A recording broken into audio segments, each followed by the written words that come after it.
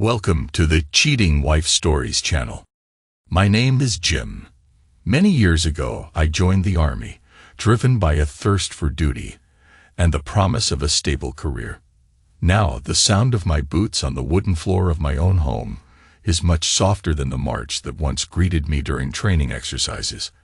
I'm nearing 48, though inside the heart of a young man eager for battle still beats. Yet fate sometimes unfolds scenarios far more complex than any combat drill. Right now, I'm sitting in the living room of our little house on the outskirts of Sacramento. My wife, Evelyn, usually makes a racket here with clattering dishes or by whistling along to music. But today the morning is unusually quiet. All I hear is the faint buzzing of the air conditioner and the rustle of the newspaper pages I'm reading. I try to switch to the news, recalling conversations with my comrades, jokes about sensational headlines, anecdotes about civilian life. Nothing catches my attention. My eyes wander over familiar objects: our yellowed wedding photograph on the wall, the wooden key holder I crafted with my own hands. In the corner, on a small table, lies a Bible showing signs of age alongside the black leather cover of my military diary. The sight of these things usually brings calm and confidence, but now some tension is gnawing at me. Moving toward the large window, I see sunlight spilling in yellow stripes onto the carpet. In our youth, Evelyn and I loved to sit here together. She would curl up beside me, and I would place my hand on her knee as we discussed the day ahead. I must admit, our bond always seemed to embody reliability, until life began to drop ominous hints. When I was sent off on yet another business trip, she cried as I held her close, vowing to return. I kept my promise, yet deep down doubts grew about whether everything remained the same. A year's absence is a long time. Almost all my comrades have said that keeping a marriage intact is difficult with constant separations. The distance disrupts the usual rhythm, sowing seeds of doubt. I recall the spring phone call from my friend Louis. Since school, we had been so close that in our last year of service, we even got matching tattoos on our arms: an engraved eagle with dark blue wings. "Your wife is having a hard time on her own," Louis hinted. "I sometimes think she suffers from loneliness." I smiled and replied that everything was under control, that she was a strong woman who would endure. Louis was a man I trusted unconditionally. He had saved me from trouble so many times. Could it ever occur to me that he might be capable of betrayal? Today my inner tension won't let me sit still. I rise from the chair, grimacing at the lingering acrid smell of morning coffee. I walk over to the refrigerator, fish out some ham, and try to make a simple sandwich. It's a trivial act, yet my hands tremble with an inexplicable anxiety, as if I sense that the calm I once cherished is collapsing. Memories flash before my eyes. Louis and I receiving our first decorations. I remember the ringing of weapons, the rough army jokes, and our oath: never leave each other in trouble. I never imagined things would turn out this way. Our bond would cease to be an unbreakable support. Soon I began to suspect that he was with Evelyn far more than he should have been, as if what once united us had shifted over to them. I wipe a drop of sweat from my forehead and head into the guest room, where belongings I haven't unpacked since arriving are piled up: a large duffel bag, awards, some old military trinkets. Amid the clutter, I notice my old jacket, the one Evelyn had given me. I pick it up, close my eyes briefly, and remember the day she brought it with a smile, saying she wants me to be protected always, even when far from home. Once, her words had radiated warmth. Suddenly, I hear cautious footsteps behind me. It's Evelyn returning from the garden. She removes her gloves and leaves them by the door. I see her trying to smile at me, but her lips tremble slightly. "Is everything all right?" she asks. I reply that I've been having unsettling dreams and need some fresh air.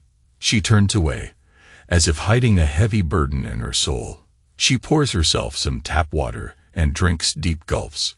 My suspicions grow even stronger when I notice her half-mournful, half-guilty gaze. Strange behavior. It feels as if a wall has sprung up between us. "Do you want to take a drive around town with me?" she asks. "You must be bored after being away." She speaks so timidly, as though some inner voice forbids her from addressing the matter openly. I agree, deciding to spend the evening with her to see how we behave under normal circumstances. We drive in our old Ford, the interior filled with the scent of leather seats and lingering air freshener. Evelyn takes the wheel while soft music plays. I gaze out the window at the broad streets of Sacramento, watching people absorbed in their own lives, a leisurely existence far removed from the regimented days in the Army, where every minute was accounted for. My military experience underscores the stark contrast. Abroad we spent hours in dusty bunkers under the constant threat of attack, whereas here there are sunny neighborhoods, green trees, and a cloudless sky. We fall silent, though I usually chatter incessantly. The silence is broken only by a soft cough from her. I turn my head and notice a thin bracelet on her wrist, a piece I'd never seen before. "Is it a gift from someone?" I ask. She shrugs. "A friend. They decided to support me while you were away." I study the small pendant in the shape of an eagle. My heart rate slows. Why an eagle? Why a design so similar to the tattoo Lewis and I got? We stop near a cafe where we used to get lemonade. I step out, inhaling the warm air and catching a faint aroma of spices drifting from a nearby bakery kiosk. Evelyn retrieves her wallet and says she'll order us a serving of lemonade with syrup. I nod in agreement and sit at a table outside, sheltered by a large umbrella. Tourists pass by, a few cyclists, mothers with strollers. A peaceful urban idyll. Yet inside, I feel as though I'm waiting for an explosion. After 5 minutes she returns and sets a glass before me. The lemonade smells of mint.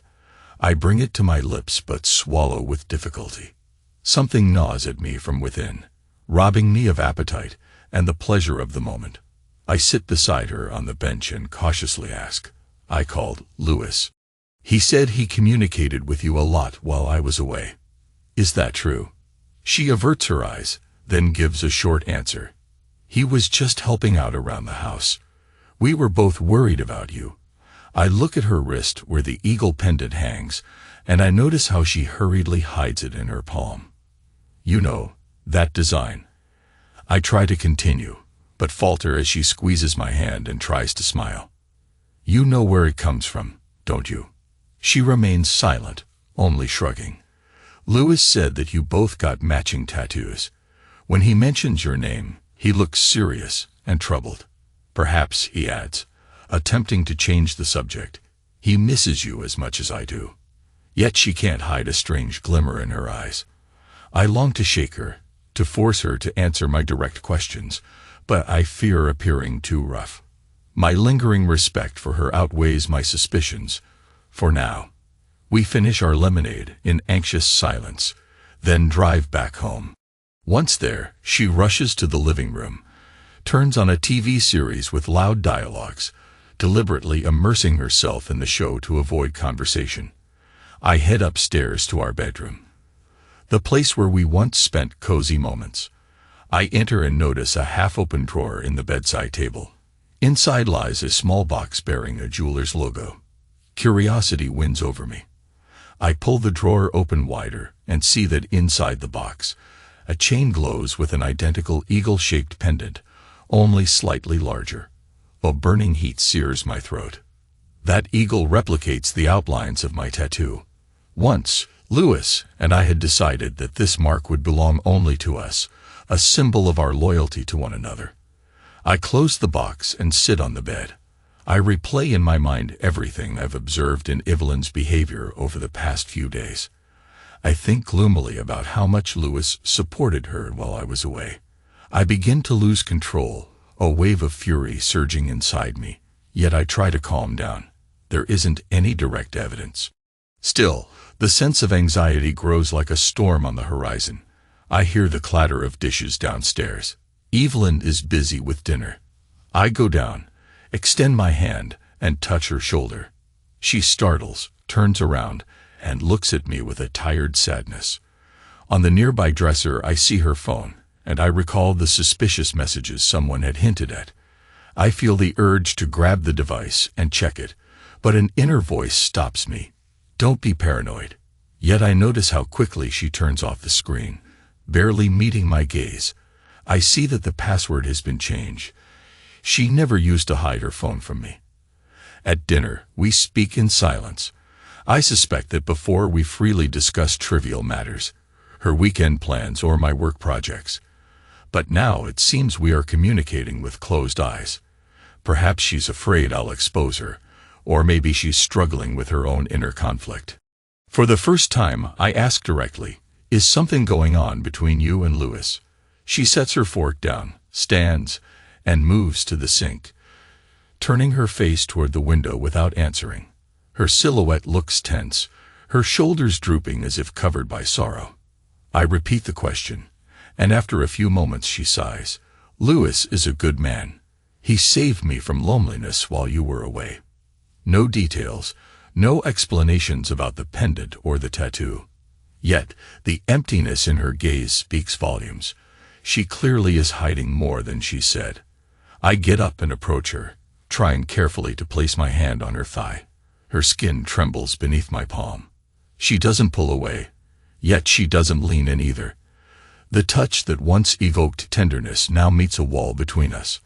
Our past, like a ghost, stands beside us, reminding me of happier days that now contrast with this cold silence. The night is long. I toss and turn in bed, listening to her interrupted breathing. It seems as if she isn't sleeping at all, her mind wandering somewhere far away, from which I cannot return without a fight. Memories haunt me. I recall sitting by a campfire in a military camp with Louis, when I told him how I fell in love with Evelyn. He thanked me for my trust, promising to protect our family while I was on duty. He swore there would be no room for half-truths or lies between us. What an irony. Before dawn, I drift into a troubled sleep filled with disjointed images. An eagle bearing our initials morphs into a monstrous predator, tearing apart something precious. I wake in a cold sweat. I hear dishes clattering downstairs. Evelyn is busy with dinner again. That clear sound is too loud in my ears. I approach the mirror, stare at my reflection, and note the gray strands and wrinkles around my eyes. I ask myself, who would have thought that the threat would come not from an enemy abroad, but from the person who called himself your brother? Late that evening, I return home from a run around the neighborhood. My pulse still pounds in my ears, and my t-shirt is soaked with sweat. I notice Louis's car parked in the yard. A shock strikes me, for he rarely visits without warning. I decide not to rush in. I stand behind a tree and listen. Through a slightly open window, I catch fragments of conversation. Laughter, muted exclamations. Through the edge of a curtain, I see Louis and Evelyn sitting on a sofa, close to each other. I hide, trying to decipher their conversation. His hand rests on her knee, and she presses his palm to her chest. The look they exchange says far more than words. I freeze, as if I've crossed an invisible line. It appears my worst suspicions were not unfounded. Suddenly, Louis leans toward her. Their lips meet, slowly, greedily, without any hint of doubt. My heart beats so hard it feels as though the air is being forced out of my chest. I want to burst in and grab his throat, but I know that in my rage I'd lose my ability to act rationally. I stand in the shadows, unable to move, as if paralyzed. Then they get up. Evelyn averts her eyes from the window yet continues to cling to Louis. The sight of it sears my mind.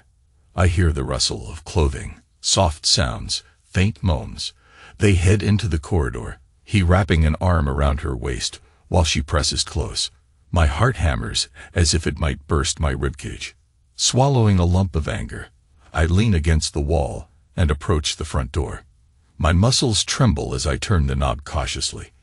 I step into the foyer, trying not to give away my presence. Somewhere deep inside, a voice asks, "Are you sure you want to see this with your own eyes?" Yet my aggressive impulse overpowers any hesitation. Almost silently, I approach the stairs leading to the second floor.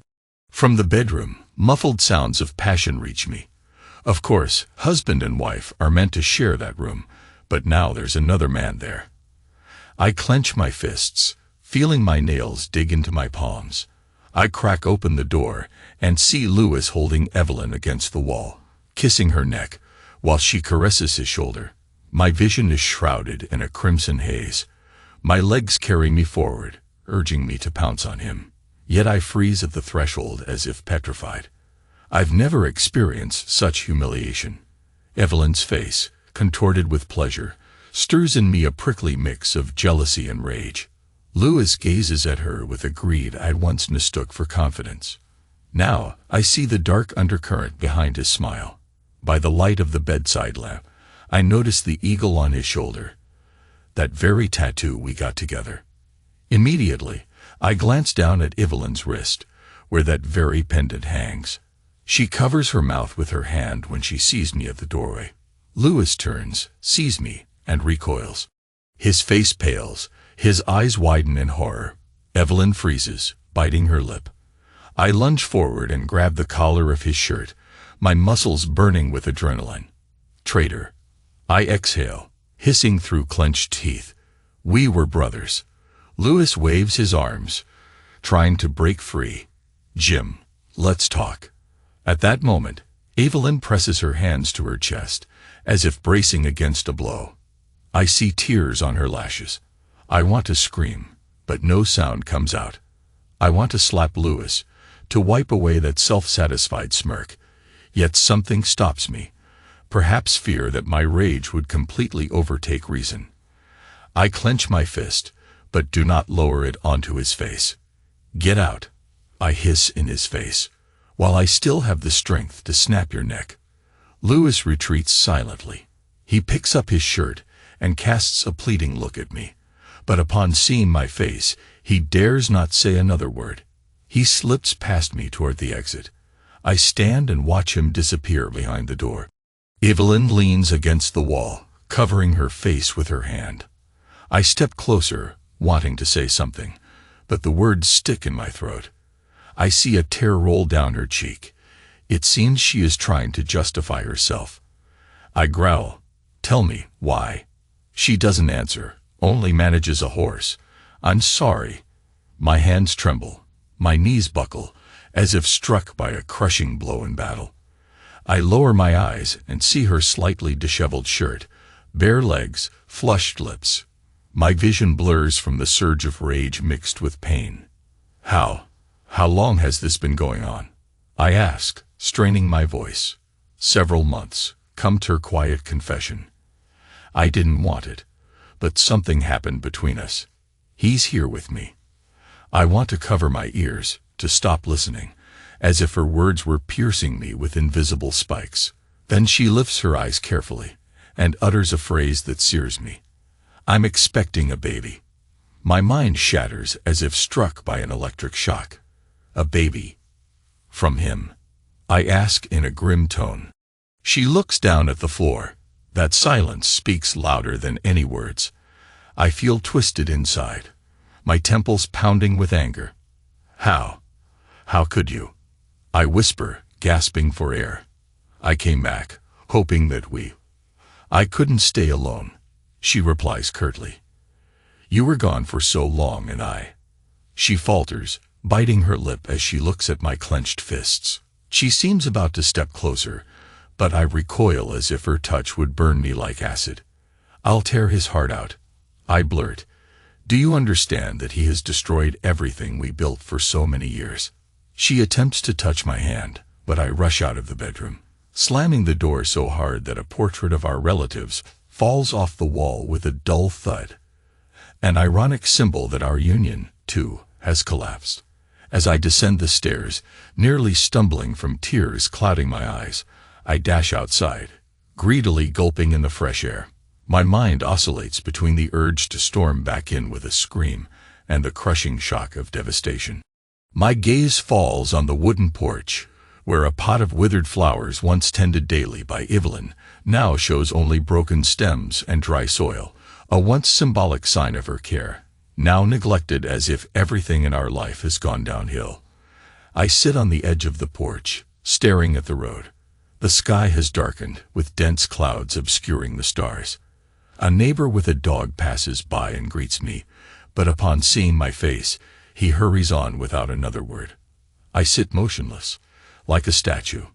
Despair overwhelms me, transforming into a dull fury, a burning pain, like a scorching spike, piercing my heart. One thing becomes clear: the life I once knew is over. My best friend has dragged my wife into bed, and now she carries his child. I piece together in my mind how everything went so wrong. Perhaps I am partly to blame for not being there, but damn it, we agreed on loyalty above all. Now I remain alone. Not even a spark of hope for forgiveness remains. The military code echoes in my memory. A soldier must maintain a clear mind, even if the enemy suddenly attacks from behind.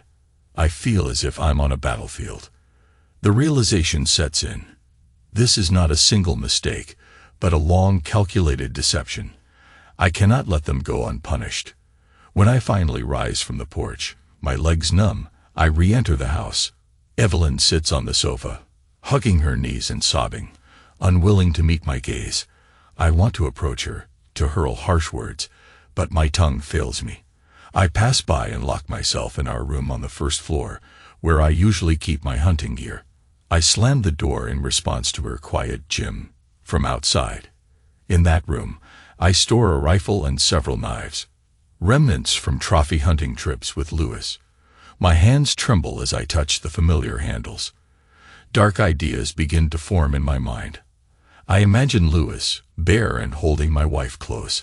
I picture my fingers clenching his throat. But I stop myself. My rage is too raw. A man overcome by emotion is capable of irreversible harm. Exhaling with difficulty, I sit on the floor and drop my head onto my knees. My steady heartbeat eludes me as filthy visions crowd my mind. I need a plan, how to proceed, how to respond to this blow. Forgive, leave, threaten, take ruthless revenge. I recall cases where husbands went to extremes after such betrayals. A chill runs down my spine. Evelyn softly knocks on the door. I don't open it. I just murmur that I need to be alone. Outside, her sobs and receding footsteps echo down the corridor. In that moment I realize, everything I loved is torn apart. Lewis' intrusion into our family was a direct blow to the gut. And worst of all, knowing that the seed of his betrayal now grows inside my wife. Amid the anger and bitter despair, a thought slowly takes shape. I'm not going to let this betrayal fade into the past. I need retribution. Perhaps I'll have to exact vengeance with ruthless determination, but how exactly? I don't yet know. I clench my jaws and close my eyes. In my mind's eye, the symbol of the eagle, burned into both my and Lewis's skin as a mark of brotherhood, appears. Now I want to erase it to hell. Over the following days I sink into a silent standoff. Evelyn and I drift around the house, avoiding each other's eyes. She tries to capture my attention, serving coffee in the morning, asking about my plans, but I reply in monosyllables. Inside, the desire to extract every detail of the truth simmers, yet pride and pain prevent any real conversation. I begin disappearing from the house more often. I climb into the car and drive along the banks of the American River, stopping in secluded spots just to sit and search for some solution. I recall once going to an old friend's auto repair shop. He noticed my gloomy face and offered to grab a beer. I declined. My mind was occupied by one thought only: revenge. Gradually, I start tracking Lewis. I learn that he works for a private security firm. Driving a blue Dodge. One day I park near his office, sit in my car, and watch as he gets out, greets his colleagues, jokes, and acts calmly, as if he hadn't committed treachery. Disgust boils inside me. I want to pounce on him, yet I plan something more subtle. My wife appears confused. One moment she's buying fresh fruit, clearly concerned for her health. The next she sits by the phone as if waiting for Lewis to make a move. Sometimes our eyes meet, and I see something like guilt in her gaze. Deep down, I still recall warm memories of her, yet my anger suppresses any sympathy. One afternoon, returning from the store, I see Louis's car parked near the house. My heart skips a beat. I go back to the living room and find him sitting across from Evelyn. They're speaking quietly, but at the sight of me both fall silent. Louis stands up, murmuring, "Jim, I understand you're angry." I raise my hand, cutting him off. "Get the hell out," I say, muffling curses. Evelyn stands beside him, biting her lip. I realize she's defending him. This scene strikes at my nerves. "We need to talk," Louis says, clenching his fists. "I didn't mean to hurt you, but things turned out differently. I was sure that you—" "Shut up," I hiss. Evelyn's eyes flicker between us, as if afraid I might hit him. But I hold back, even though my hands tremble. Had she come closer, I might have pushed her away in a fit of rage. Yet she remains by his side, as if staking her position. "Leave before I lose control," I growl in a low, menacing tone. Louis slowly nods, turns, and heads for the door. I notice a chain on his neck bearing the same eagle, and fury flares once again. I grit my teeth until my jaws ache. When the door closes behind him, I look at Evelyn as she wipes away tears.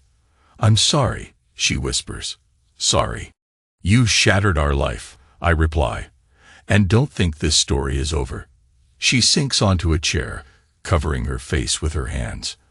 I want to scream at her, but only a hoarse sound emerges. I step into the corridor and clench the car keys in my hand, then suddenly throw them against the wall so that they clatter noisily to the floor. A feeble, powerless gesture. The next 24 hours pass in terrifying silence. Evelyn doesn't even try to speak to me, and I lock myself in my room, replaying scenarios of retribution. Inside, anger builds like a volcano ready to erupt. On the 5th night, I decide I must learn more about his habits, friends, and vulnerabilities. I go to a mutual acquaintance, Nick, who knew Louis well from our evening boxing sessions. We meet at a bar by a tall table. Nick gazes gloomily into his glass of whiskey as I ask, "Did Louis say anything about me, about my wife?" Nick shrugs. He didn't give details, but he mentioned he got a girlfriend. I never suspected he meant Evelyn. "Sorry, man." I mutter a curse under my breath. Nick briefly explains that Louis sometimes complained about his deep loneliness, saying he longed for a real family, that he missed warmth. And when he learned I was away for so long, he started hovering around Evelyn even more. After our conversation, I leave the bar with a murky rage in my head. I envision exposing Louis to his colleagues, portraying him as a scoundrel, ruining his career. I want a serious blow that shatters his reputation and strips him of respect. For a man like him, pride is everything. At dawn, I return home and find Evelyn in the kitchen. She is preparing breakfast, staring at a hot frying pan with a pitiful expression. I decide to ask the question that has tormented me these days. "What are you going to do with the baby?" She tenses, turns off the stove, and looks over her shoulder. "I'm going to keep him. He's not to blame for what we—" Her voice trembles. I run a hand through my hair, trying to collect my thoughts. "Fine. So he'll be born. And you really think I'm going to be a father to the child of my friend?" She can't bring herself to look up. "I'm not asking you to raise him. I don't know what will happen next." A pause ensues. I hear the wind outside rustling, tearing leaves from the trees. "We can't live like this," I say quietly. "But I'm not going to leave you silently. This story will have an end." Her eyes widen, and she steps toward me as if to embrace me, but I turn away. I spin around and leave, slamming the front door. I head to the car, driven by bitter determination. I need to devise a clear plan, step by step, to punish them for their betrayal. As I drive through the streets, a torrent of memories overwhelms me. How I first saw Evelyn at a college graduation party. Her smile, her slender wrists, her laughter. How she leaned against my shoulder as we gazed at the stars that night. Hand in hand, we stood before an altar in a small chapel, promising to be together, in sorrow and in joy. Louis was my best man that day, delivering a warm speech in our honor. He looked at me with sparkling eyes, as if genuinely happy for me. And then, in the army, Louis and I both chose the eagle tattoo to cement our friendship. It seemed unbreakable. Now I count the days until I reclaim a sense of control. I gather facts and details about Louis, searching for his vulnerabilities. A few times I even called old acquaintances who knew something about his schemes. It turns out that at work he stopped hiding his affair with some mistress, though he never mentioned any names. In the evenings I sit in the car near a cliff, watching the lights of Sacramento reflect in the river, thinking about how Evelyn oscillates between guilt and fear, while I stubbornly remain silent. Sometimes I want to talk, to scream, to find out why she isn't drawn to me when I return from the army. But each time I clench my jaws, reminding myself that she chose someone else. My dreams become heavy. I see fragments of battlefields, faces of comrades falling under bullets, and then Evelyn replacing them, pleading for forgiveness. I wake in a cold sweat, letting out muffled groans. Yet every morning I rise with one intention: to see my plan of vengeance through. When Louis comes over again to see Evelyn, I hide in the corridor, unwilling to come out, but I listen in on their conversation. He is persuading her to leave with him, to start a new life. She quietly weeps, saying she isn't ready. He insists that the baby would be better off growing up in a calm environment. I hold my breath, clenching the door handle. Then I hear her protest that she cannot just abandon everything. After all, I am her lawful husband. Louis speaks about divorce, about settling the matter. That's when I realize the situation has reached its limit. Soon, I will make them pay in full. To distract myself, I begin frequenting the gym where I once trained in boxing with Louis. Now I practice punches alone on the heavy bag, venting the anger accumulated over days. The skin on my knuckles becomes raw, and my mind swirls with thoughts of final retribution. Sometimes I see acquaintances on the street asking about my service, wondering if I'm glad to be back. I nod and offer meaningless answers. I can't reveal my pain. The world keeps spinning. People laugh, shop, go to the movies, and I turn into a living wound, pulsing in sync with every step Louis takes in my life. One day, I finally track him down near the gym. He steps out, wiping sweat from his face with a towel, and bumps into me. He startles but pretends to be ready to talk. "Jim, we need to discuss this. I didn't mean to ruin everything. It just happened." I grab him by the collar of his t-shirt and press him against the wall. "Did you have enough conscience to go after my wife while I risked my life overseas? Is that your just?" He coughs, trying to free himself, and bystanders begin to take notice. Not wanting a public scandal, I release him and step back. He rubs his neck. "Listen, I fell in love with her. I'm sorry I didn't say anything sooner. I thought she was unhappy." "Really? So you decided to comfort her in my bed and make a baby?" I almost spit in his face. He opens his mouth, but no words come. I turn and walk away, feeling the fury boil within me. I know I must bring this to a logical end, but I don't want to get my hands bloody in the parking lot. No, I have something more cunning in mind. That evening I sit in my room for a long time, trying to formulate the final plan. Thoughts of his betrayal and her complicity swirl in my mind as I toss and turn for hours, listening to the neighbor's dog snore outside, watching shadows shift on the wall. At last I make a firm decision. My revenge won't be limited to a few blows. I will destroy his reputation, shatter his dignity, and make him regret the path he chose. Then I will end this marriage, leaving Evelyn with the fate she chose for herself. In my mind's eye, I see an image of a demolished house, a frightening vision, perhaps, but I won't let this betrayal go unpunished. Midweek is oppressively hot. I deliberately arrange a meeting with Louis in a secluded place, a small warehouse outside the city where we once stored some military supplies. In the morning, I call him from a burner phone, saying there's an urgent matter to discuss. He hesitates at first, but eventually agrees. I arrive first, park my car at the gate, and enter. The smell of dust and dampness hits my nose. Once, this place held our gear, metal boxes and remnants of military posters still hanging on the walls. I look around, checking that nothing is missing.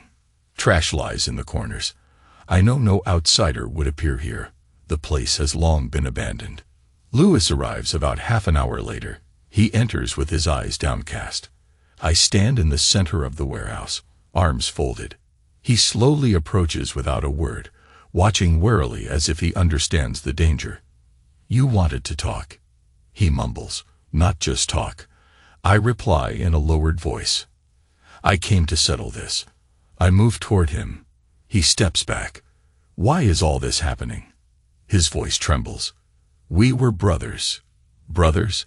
I saw what you did with my wife in my very own bedroom. How can you even speak of brotherhood?" His eyes dart nervously. He raises his hands as if to stop me. "You know as well as I do that her soul suffered in your absence. I never intended this betrayal. It just happened." I seize his hand and squeeze his wrist until he hisses in pain.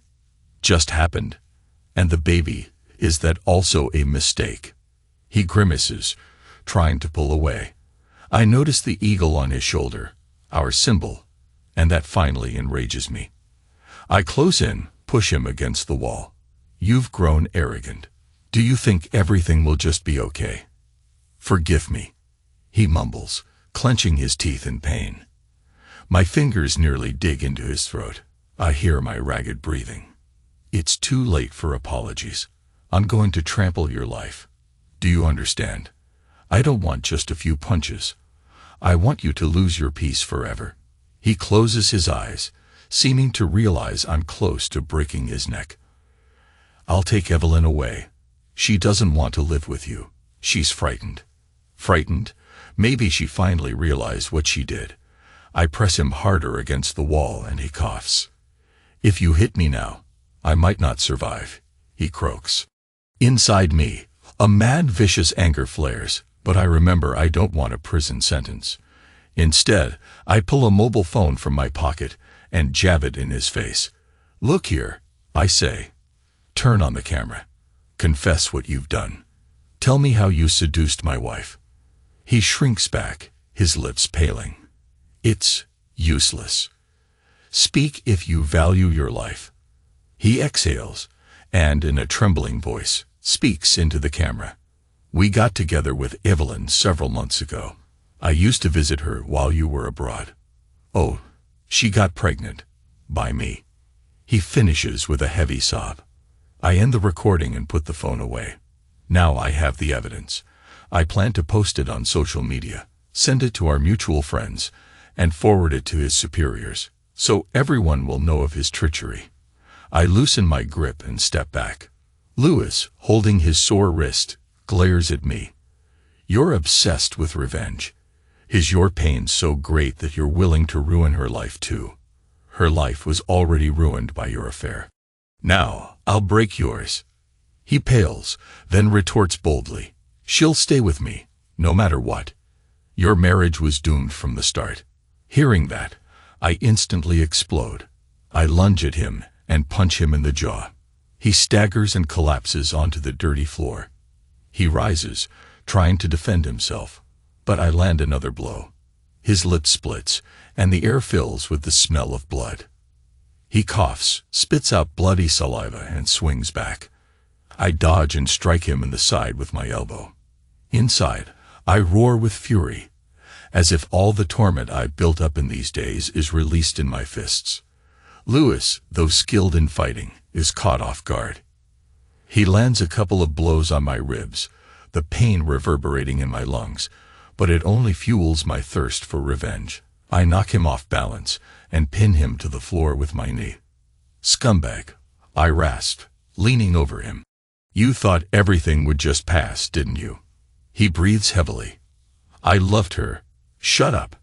I raise my hand to strike again, but something within stops me. The sight of his bloodied face suddenly seems pitiable. I feel that physical violence won't grant me complete satisfaction. Yes, I'm injuring him, but the main blow will be his ruined reputation, his fear, and the realization of hopelessness. I straighten up and release him. He, shaking his head, gets to his feet, staggering.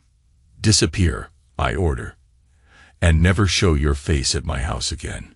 You'll soon see my revenge." Louis, clutching his stomach, coughs as he stumbles toward the exit.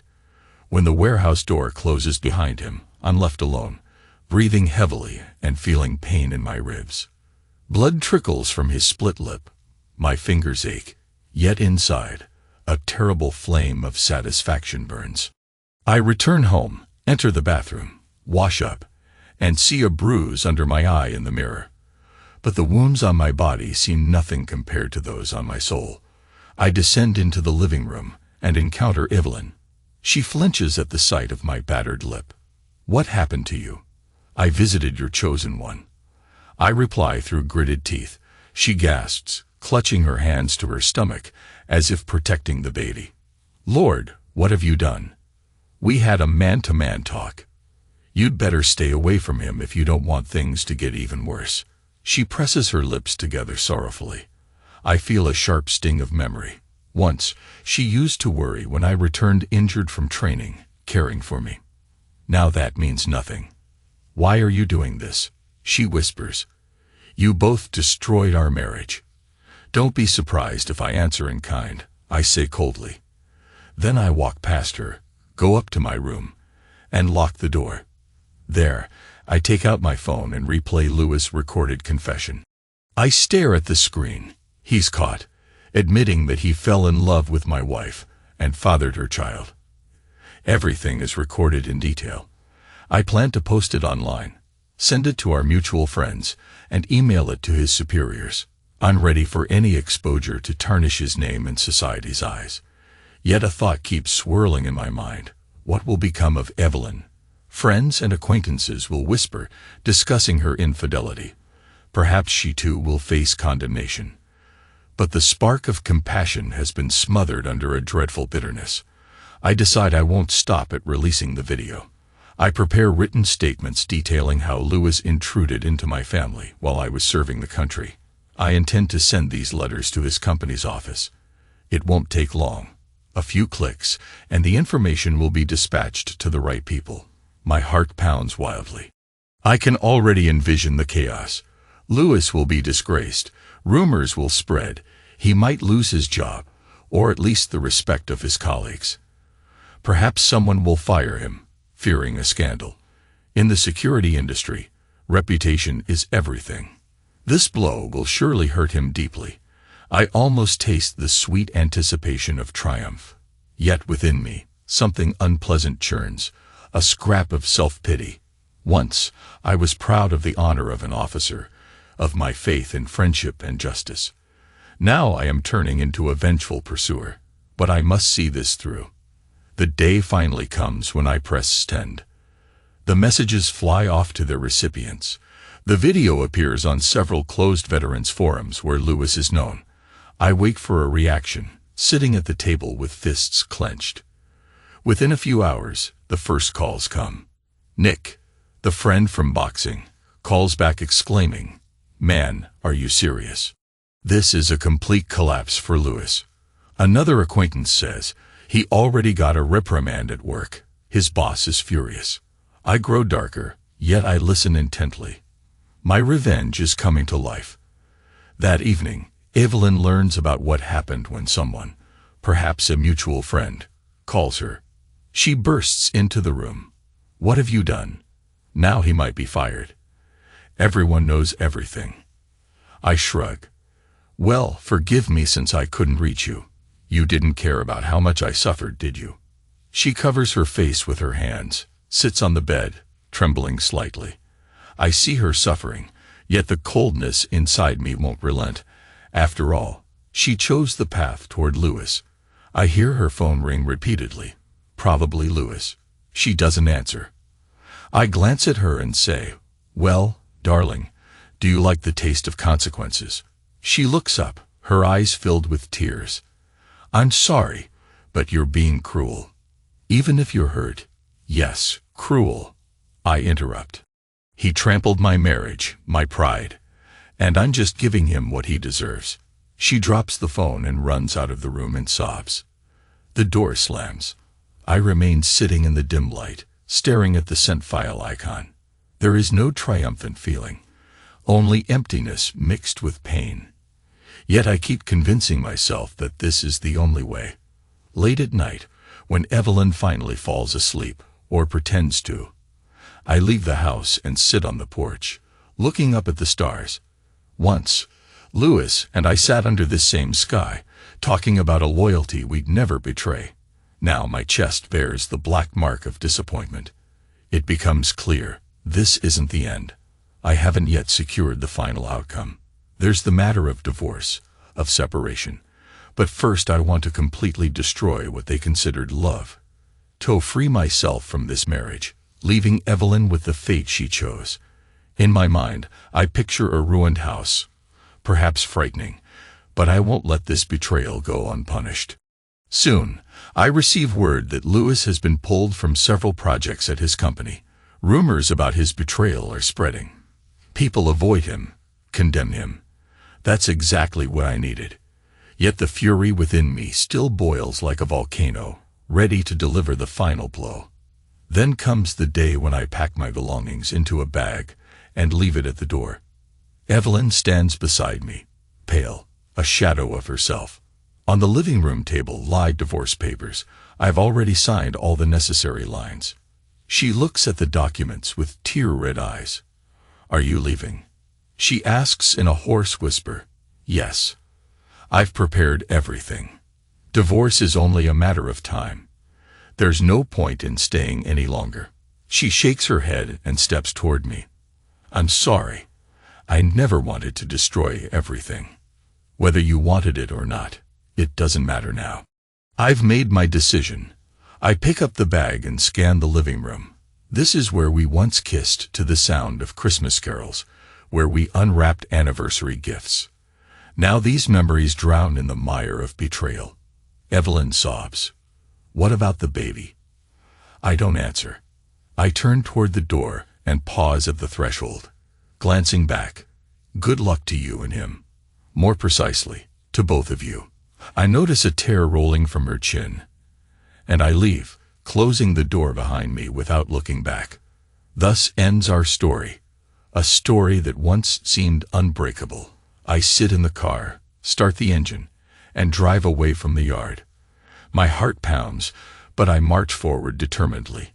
I know I've done everything to ensure that their affair won't blossom in serene calm. Before leaving the city, I send one final letter to the authorities, stating that Louis violated contractual obligations by getting involved in a scandal. Perhaps he'll have to change jobs. That is exactly what I intend. Then I call an attorney who specializes in family law. I learn that the divorce process can be expedited given the marital infidelity. He assures me that the court will likely settle everything quickly, and I'll secure rights to our separate assets without major losses. I agree. I go to an old motel on the outskirts, planning to spend a few nights until everything is finally resolved.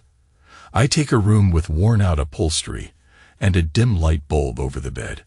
I sit on the creaking mattress, staring at the wall. The world seems to collapse beneath me, as if the floor has vanished, and I'm suspended in emptiness. I breathe heavily, as though I've run several miles. Once I held loyalty as the highest value. Now I want to scream at the top of my lungs, because the best part of my life has slipped away. But I've already made my choice. The final act of my plan is underway. Louis has been branded a traitor. Evelyn is left alone with a future child, surrounded by acquaintances whispering about this scandal. And I, though crushed, at least cling to the illusion of control. The divorce papers are processed quickly. The judge, after reviewing the facts, sets a minimal time frame for the proceedings, taking into account the moral damage I suffered. Evelyn appears at the hearing with her head bowed. It's unlikely she contests my decision. I behave coldly, without mercy. Rumors begin to spread through the city that Lewis has lost some contracts and faces dismissal. Acquaintances turn away. It seems every step of my revenge has achieved its goal. It seems I should be glad. But that same night, as I exit the courthouse, I enter a deserted bar on the outskirts. I order a glass of whiskey, drink it slowly, pondering. What now? My soul is as empty as a scorched field, no triumphant fanfare, only oppressive weariness and vague melancholy. I look at my own hand.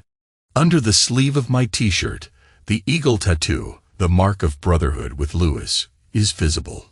I feel the urge to rip it off. That mark poisons me, reminding me of betrayal. I take out my phone, type in the address of the nearest tattoo parlor, deciding to cover this design with something new. I go to the tattoo parlor, where the sharp smell of antiseptics and ink mixes with the hum of tattoo machines. The artist, a gray-haired man covered in tattoos, listens as I say, I need to get rid of the eagle. Ink over it something strong, something rough, so that no trace of the old mark remains. He nods, leads me to a couch, and asks if I'm ready to endure the pain. I merely shrug, for the pain inside is far greater than any needle's sting. The procedure begins. My body shudders under the needle's taps. The ink soaks into my skin, concealing the old design. A ghostly taste of liberation fills my soul. When I leave the tattoo parlor, my phone rings. It's Evelyn calling. I hesitate, wondering if I should answer. Finally, I pick up. Her voice is soft and muted. I'm scared. I'm alone. I don't know how to go on. I'm sorry for what's happened. I take a deep breath and reply, You made your choice. I see no point in talking about us. She sobs. I understand. Lewis has been fired.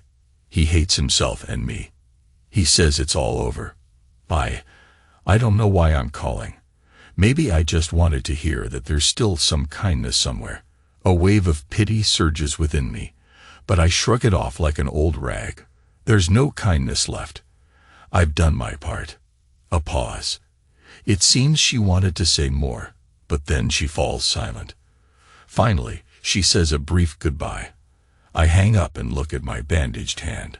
The fresh tattoo still bleeds, like a symbol of my new life, where there's no room for past betrayals. Epilogue. A few weeks pass. I rent a small apartment in another area and start working at a security firm. The job isn't very prestigious, but it gives me a chance to be alone with my thoughts. My former army friends have drifted apart. Some approve of my decisiveness. Others condemn my cruelty. I care little. I survived the blow of betrayal. Sometimes, browsing social media, I see that Lewis has abandoned his profile and no longer appears at veteran gatherings. Evelyn, too, has withdrawn into the shadows. Only a few acquaintances mention that she's trying to stay healthy for the sake of the baby. Perhaps she's well advanced in her pregnancy. A cigarette smolders between my fingers as I sit on the balcony watching the sun sink below the horizon. I remember the woman I once loved and the comrade I once considered a brother. It's all receded into the past. I lost my family, and they never found happiness either. Perhaps someone will call me a monster, but I no longer feel any remorse. There remains a bitterness in my soul, yet I've resolved to walk a new path. Perhaps life will give me another chance when the storm subsides and the pain fades. For now, I sit here watching the evening lights flare on the horizon and listening to the distant hum of traffic. This city will not fall silent. It will not stop living because of broken lives. Neither will I. I believe that someday I will breathe without this heaviness inside and move on. Thus ends my story. No sentimentality. Everything has turned to dust. Yet even in that dust I feel the pulse of a soldier, ready to rebuild his fate, step by step, moving forward.